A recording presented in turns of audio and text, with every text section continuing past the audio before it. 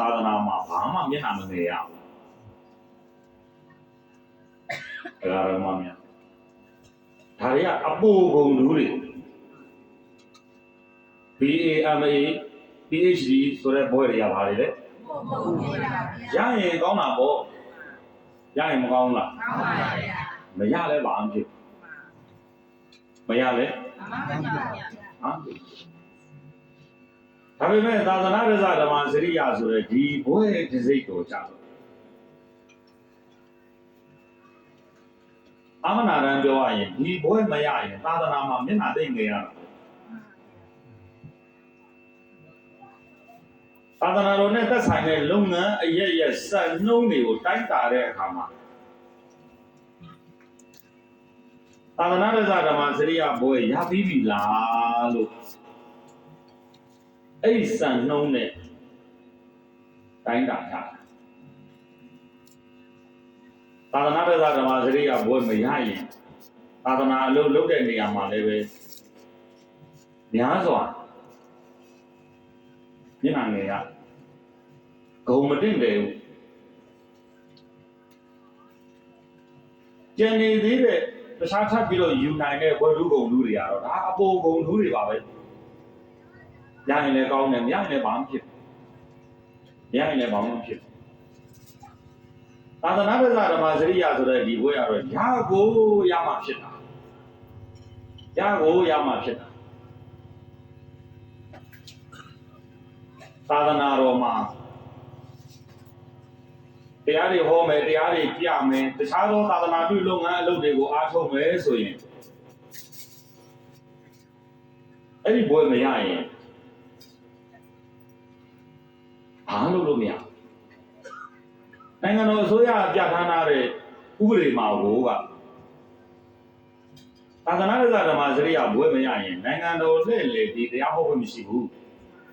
ဒါတော့မှမရတော့ပေါ့လားကိုเจ้าနဲ့ကိုကြိုက်တယ်လို့ဟောလို့ရတယ်ဒါပေမဲ့ရေလာရှည်မှာသတင်းသုံးတဲ့ဘုန်းကြီးကတောင်ကုန်မှာသွားဟောရင်တောင်ကုန်မှာသတင်းသုံးတဲ့ဘုန်းကြီးကမန္တလေးသွားဟောရင်တရားဟောခွင့်ရဖို့ရအတွက်သာသနာ့ရဇဓမ္မစရိယဘွဲ့ရမှနေလက်တရားဟောလို့ရတာဘလောက်အရေးကြီးတယ်လဲဆိုတာလေမှန်းကြည့်လို့ရအောင်တော့ပေါ့လားအေးဒီကနေ့ဆရာတော်အရှင်ဝရသာမီသာသနာ့ဓမ္မစရိယဘွဲ့ရသွားပြီအရင်တုန်းကသူရွှေကုပ္ပကံတိုင်းကျောင်းတိုက်ထဲမှာပဲတရားတွေဟောတရားတွေပြသူသာသနာလုပ်လို့ရတဲ့နေရာသူ့အတွက်နေရာကြီးကျင်းလေးသူလုပ်ဒီကနေ့ဒီဘွဲ့တစ်စိတ်လည်းရသွားရောမြန်မာနိုင်ငံလုံးတိုက်တဲ့နေရာသွားတိုက်တဲ့နေရာမှာတရားဟောတိုက်တဲ့နေရာမှာလှည့်လေသာသနာ့ဓမ္မစရိယဆိုတဲ့အရှင်ဝရသာမီသာသနာ့ဓမ္မစရိယလို့နောက်ကဘွဲ့တူးကုန်တူလေးလည်းတက်လာရောတနိုင်ငံလုံးလှည့်လေပြီးတော့တရားဟောဓမ္မဂတိကနေလှည့်သာသနာပြုဓမ္မဂတိကဆိုတာတကယ်ကသာသနာ့ဓမ္မစရိယဘွဲ့ရတော့မှနေလှည့်လေရအဲ့တော့မှနေရာဒေသအနှံ့အပြားမှာနိုင်ငံတော်ကသတ်မှတ်ထားတဲ့စံနှုန်းနဲ့ကိုက်ညီပြီးတော့တရားဟောတရားပြဆိုတဲ့အလုပ်တွေကိုသူကအောင်မြင်မြင်ဝမ်းသာသာပြုလုပ်လို့ရမဟုတ်ရင်သူမှလုပ်လို့မရှိအဲ့လိုအရေးကြီးတယ်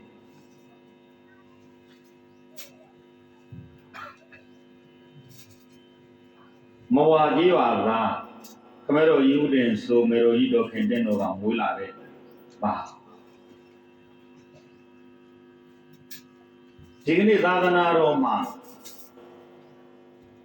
မဝါဆိုတဲ့ရွာလေးကားလမ်းပေါ်ရောက်သွားရင်တော့ဒီမတိရမဟုတ်ဘူးဘယ်ဝိုင်းများဒါကြီးများဟုတ်လားဟုတ်ပါဘူးဘုရားကားလမ်းနာကျော်သွားရင်တော့မဝါလို့ပြောရမှာလားမဝါလို့ပြောရမှာလားမသိတဲ့ရွာသေးသေးလေးဟုတ်တယ်မဟုတ်လားဒါပေမဲ့ဒီကနေ့တော့သာသနာရေးဝန်ကြီးဌာနသတ္တမသာနာယနာကျင့်တော်မူတဲ့ကဘာအေးကုန်းမြေမှာသာသနာအာဇာနည်ရှင်မြတ်တွေကိုမှတ်တမ်းကျင့်ရတဲ့အဲ့ဒီကဘာအေးရမှတ်တမ်းကြီးထဲမှာမဝါသားဘုန်းကြီးတစ်ပါးကမဝါဆိုတဲ့ရွာကိုဒီနေ့မှတ်တမ်းတင်လိုက်ဘယ်သူမှသိသိမသိသိတရားတာတော့မဝါကသာသနာအာဇာနည်တစ်ပါးရှိတယ်လို့မှတ်တမ်းဝင်သွားဘာလို့သွားလဲဘာလို့သွား မှတ်တမ်းဝင်သွားပြီ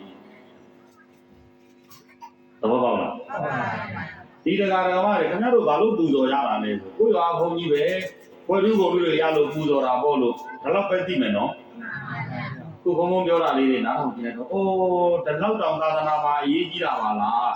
တို့ရဲ့ရွာရဲ့ဂုံကိုဒီလိုတောင်ဆောင်ခဲ့တာပါလားလို့တရားဓမ္မများဝမ်းမြောက်ဝမ်းသာမသိရဘူးလားသိရပါဘူးဗျာဝမ်းမြောက်ဝမ်းသာမသိရဘူးလားသိရပါဘူးဗျာဘုရားနာမည်နဲ့ရောက်သွားတယ်ဒီရွာဘယ်မှမသိတော့ဘူးတချို့ကြားတော့မကြားဘူးကြားဘူးချင်းကြားဘူးကြားဘူးချင်းနေဒီနေ့အစလက်မထောင်ပြီးနေလို့ရတယ်ဟေ့သာသနာတဇဓမ္မစရိယဘွေရတဲ့သာသနာအာဇာနည်တပါတို့ရွာကထွန်းပေါက်ခဲ့ပြီးသာသနာအာဇာနည်တွေကိုမှတ်တမ်းတင်တဲ့ဒီမှတ်တမ်းတင်ပွဲကြီးမှာကဘာအေးကုန်းမြေတခါတည်းမှတ်တမ်းတင်ထားတဲ့နေရာမှာမော်ဝါဆိုတာမှတ်တမ်းဝင်သွားပြီဟာလို့တရားဓမ္မများဝမ်းမြောက်ဝမ်းသာမှတ်တမ်းယူလို့မရဘူးလားမှန်ပါဗျာဝမ်းမြောက်ဝမ်းသာကြည်ကြည်နဲ့ဂုဏ်ယူလို့မရဘူးလားမှန်ပါဗျာဂုဏ်ယူလို့ရတယ်ဆရာတော်ဥရသာမီသိခါဘယ်လောက်ရှိပါ19ပါသိခါ19ပါဘွေရတဲ့မှတ်တမ်းစာအုပ်ဆရာတော်ပါလာဘူးလားပါလာပြီ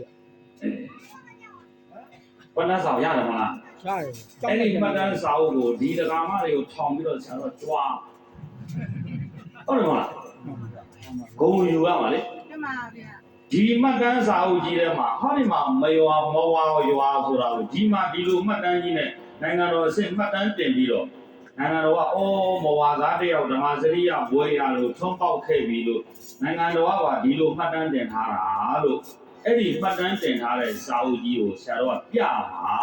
မပြဘဲနဲ့ဆရာတော်ကကြောင်ဖိုးခဲ့တယ်အဲ့ဒီလူတွေကဘယ်လိုသိမှာတော့ဟုတ်တယ်မလားမှန်ပါဗျာအဲ့လိုပြမှာအဲ့ဒီစာအုပ်တွေကမဝါဆိုတဲ့ရွာလေးကို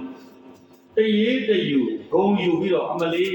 တို့ရွာကြည့်ပါအောင်ဒီလိုတောင်မှတ်တမ်းတင်ခံရပါလားလို့နိုင်ငံတော်ကဒစိတ်ခန့်နေပြီးတော့မှတ်တမ်းတင်ရတာနောက်နေ့ကျအလို့ရတော့ကြည့်ကြအဲ့ဒါဆရာတော်ကအဲ့ဒါကိုမပြဘဲနဲ့ကြောင်ထိုးပြီးထားတယ်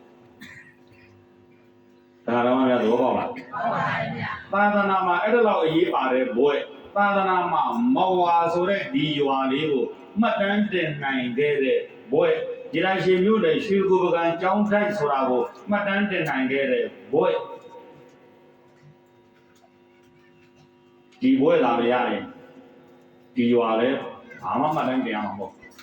ဒီကျောင်းလဲတခြားသာသနာလုပ်ငန်းကိစ္စတွေတော့ရှိကောင်းရှိလိမ့်မယ်သာသနာအာဇာနည်ဘွဲရဆိုတဲ့မှတ်တမ်းမျိုးဝင်ရမောက်ဝင်ပေါ့ဒီကျောင်းအတွက်ရောဒီဆရာသမားတွေအတွက်ရောဒီမိဘတွေအတွက်ရောဒီရက်ရွာအတွက်ရော